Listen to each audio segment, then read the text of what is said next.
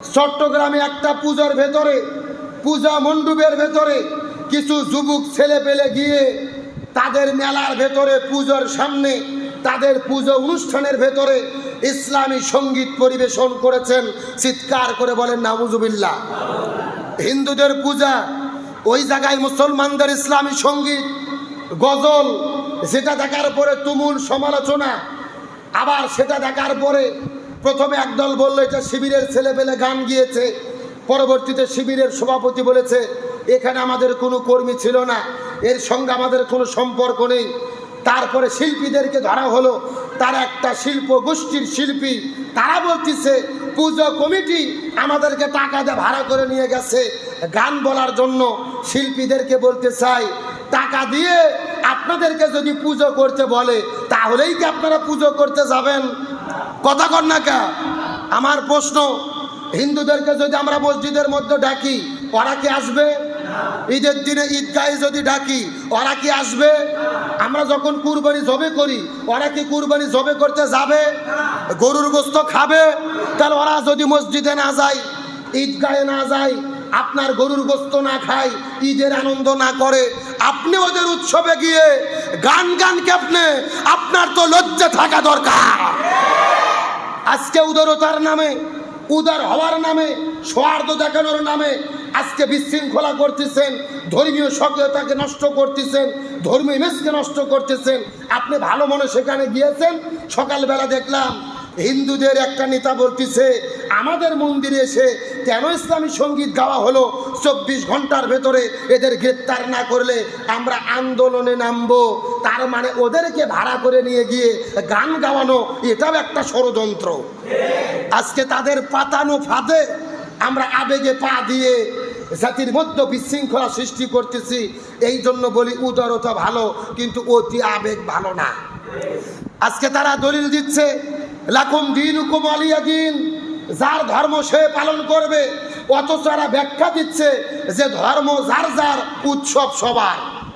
নাউজুবিল্লাহ বলেন, জোরে বলেন নাউজুবিল্লাহ।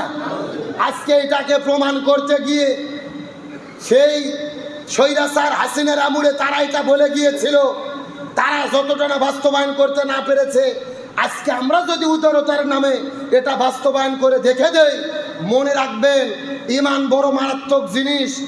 পৃথিবীর ভেতরে সবচাইতে বেশি শিরিকের কাজ হয় এই হিন্দুদের দুর্গা পূজার ভেতরে। তার কারণ সেখানে সরাসরি আল্লাহর বিরুদ্ধে চারণ করে অন্যকে দেবতা বানিয়ে পূজা করা হয়।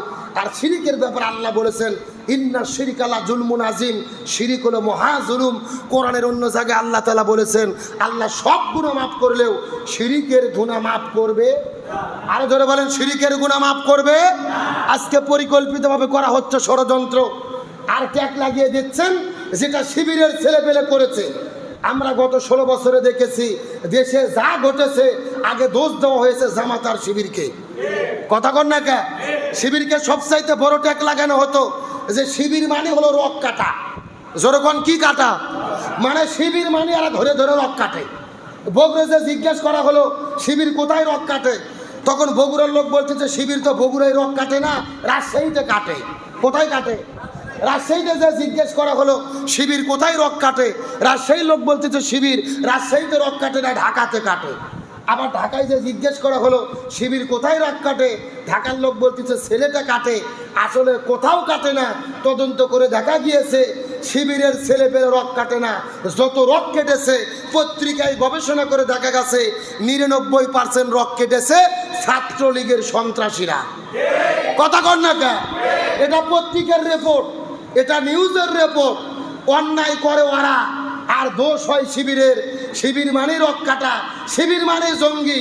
তোমরা যেই শিবিরকে রাজাকার বলেছ, আর ওই রাজাকার স্লোগান দিয়ে আল্লাহ দেশকে স্বাধীন করেছে।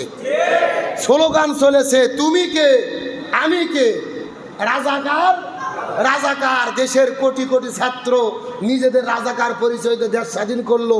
152 জন সমন্বয়কের ভেতরে যারা দেশ স্বাধীন করেছে 108 জনই ছিল শিবিরের ছেলে পেলে। আলহামদুলিল্লাহ কর। তার মানে আন্দোলনের নেতৃত্ব দিয়েছে শিবিরেরা।